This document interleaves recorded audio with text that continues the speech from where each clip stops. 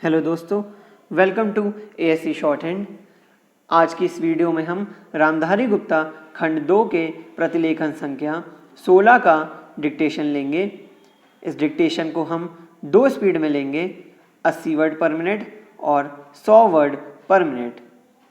अगर आपको किसी भी शब्द की आउटलाइन बनाने में दिक्कत आती है तो उस शब्द की आउटलाइन आपको उसी के ठीक नीचे मिल जाएगी।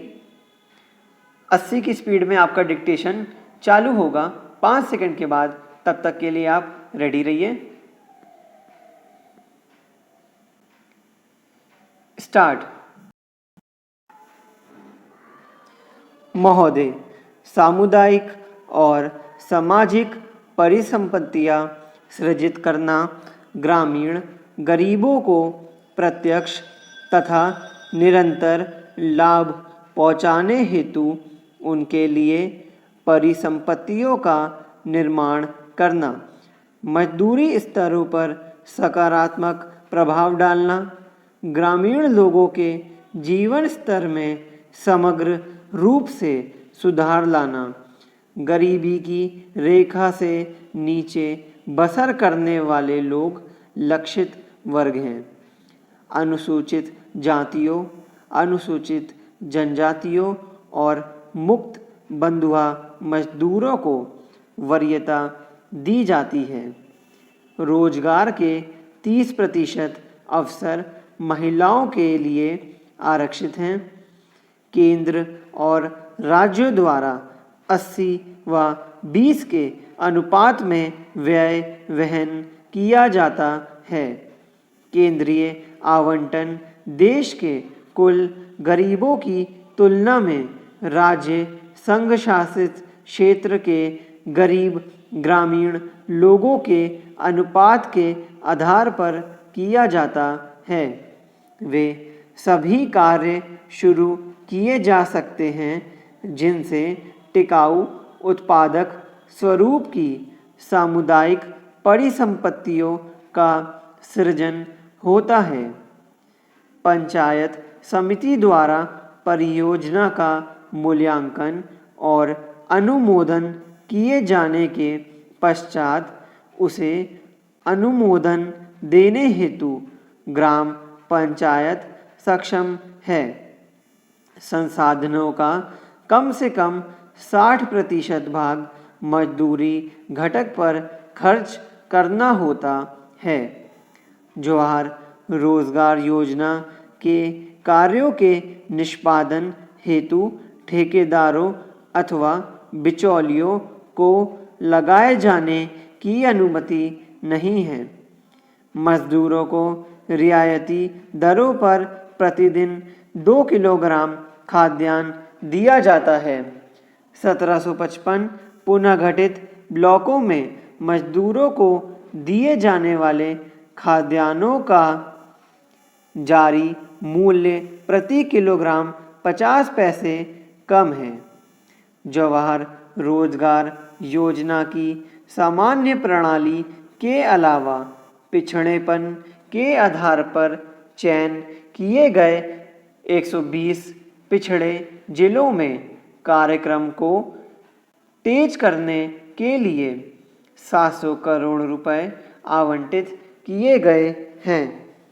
जवाहर रोजगार योजना की तीसरी पद्धति में विशेष और अभिनव परियोजनाएं प्रारंभ करने का प्रावधान है, जिनका उद्देश्य मजदूरों का नगरों में पलायन को रोकना, महिलाओं के लिए रोजगार के अवसर बढ़ाना तथा स्वयंसेवी संगठनों के माध्यम से ऐसे विशेष कार्यक्रम चलाना है जिनका ध्येय जल संभरण विकास, बंजर भूमि का विकास करना हो। मानव जीवन यापन के लिए आवास महत्वपूर्ण है और इसलिए सामाजिक आर्थिक विकास के लिए ये आवश्यक है। ग्रामीण लोग अच्छे उन्नत किस्म के मकानों की अत्यंत आवश्यकता महसूस करते हैं। ग्रामीण गरीब लोगों की आवास संबंधी आवश्यकताओं को पूरा करने के प्रयासों के एक भाग के रूप में मई 1985 में इंदिरा आवास योजना शुरू की गई थी। यह कार्यक्रम अब जवाहर रोजगार योजना की उपयोजना के रूप में कार्यान्वित किया जा रहा है। इस कार्यक्रम का उद्देश्य गरीबों में निर्धनतम लोगों के लिए निःशुल्क रिहायशी मकानों का निर्माण करना है। ग्रामीण क्षेत्रों में अनुसूचित जातियों, अनुसूचित जनजातियों तथा बंधुआ मजदूरों को वरीयता दी जाती है।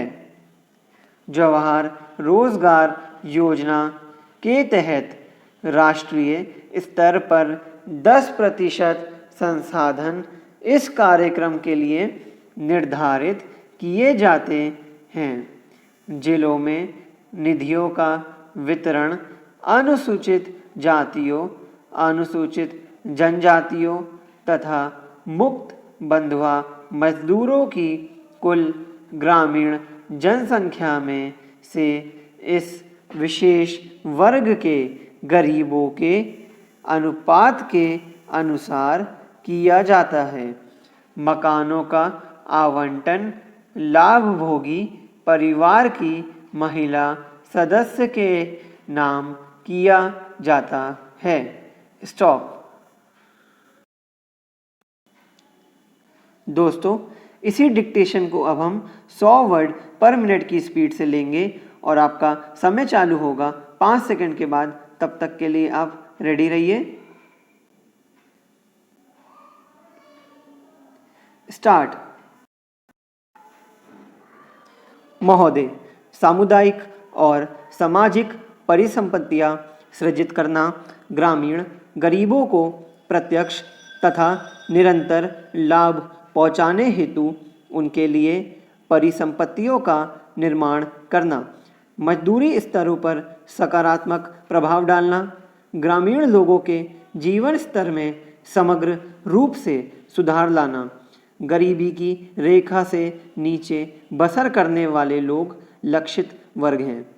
अनुसूचित जातियों, अनुसूचित जनजातियों और मुक्त बंधुआ मजदूरों को वरीयता दी जाती है। रोजगार के 30% अवसर महिलाओं के लिए आरक्षित हैं। केंद्र और राज्यों द्वारा 80 व 20 के अनुपात में व्यय वहन किया जाता है। केंद्रीय आवंटन देश के कुल गरीबों की तुलना में राज्य संघ शासित क्षेत्र के गरीब ग्रामीण लोगों के अनुपात के आधार पर किया जाता है। वे सभी कार्य शुरू किए जा सकते हैं जिनसे टिकाऊ उत्पादक स्वरूप की सामुदायिक परिसंपत्तियों का सृजन होता है। पंचायत समिति द्वारा परियोजना का मूल्यांकन और अनुमोदन किए जाने के पश्चात उसे अनुमोदन देने हेतु ग्राम पंचायत सक्षम है। संसाधनों का कम से कम 60% भाग मजदूरी घटक पर खर्च करना होता है। जवाहर रोजगार योजना के कार्यों के निष्पादन हेतु ठेकेदारों अथवा बिचौलियों को लगाए जाने की अनुमति नहीं है। मजदूरों को रियायती दरों पर प्रतिदिन 2 किलोग्राम खाद्यान्न दिया जाता है। 1755 पुनः गठित ब्लॉकों में मजदूरों को दिए जाने वाले खाद्यान्नों का जारी मूल्य प्रति किलोग्राम 50 पैसे कम है। जवाहर रोजगार योजना की सामान्य प्रणाली के अलावा पिछड़ेपन के आधार पर चयन किए गए 120 पिछड़े जिलों में कार्यक्रम को तेज करने के लिए 700 करोड़ रुपए आवंटित किए गए हैं। जवाहर रोजगार योजना की तीसरी पद्धति में विशेष और अभिनव परियोजनाएं प्रारंभ करने का प्रावधान है, जिनका उद्देश्य मजदूरों का नगरों में पलायन को रोकना, महिलाओं के लिए रोजगार के अवसर बढ़ाना तथा स्वयंसेवी संगठनों के माध्यम से ऐसे विशेष कार्यक्रम चलाना है जिनका ध्येय जल संभरण विकास, बंजर भूमि का विकास करना हो। मानव जीवन यापन के लिए आवास महत्वपूर्ण है और इसलिए सामाजिक आर्थिक विकास के लिए ये आवश्यक है। ग्रामीण लोग अच्छे उन्नत किस्म के मकानों की अत्यंत आवश्यकता महसूस करते हैं। ग्रामीण गरीब लोगों की आवास संबंधी आवश्यकताओं को पूरा करने के प्रयासों के एक भाग के रूप में मई 1985 में इंदिरा आवास योजना शुरू की गई थी। यह कार्यक्रम अब जवाहर रोजगार योजना की उपयोजना के रूप में कार्यान्वित किया जा रहा है। इस कार्यक्रम का उद्देश्य गरीबों में निर्धनतम लोगों के लिए निःशुल्क रिहायशी मकानों का निर्माण करना है। ग्रामीण क्षेत्रों में अनुसूचित जातियों, अनुसूचित जनजातियों तथा बंधुआ मजदूरों को वरीयता दी जाती है। जवाहर रोजगार योजना के तहत राष्ट्रीय स्तर पर 10% संसाधन इस कार्यक्रम के लिए निर्धारित किए जाते हैं।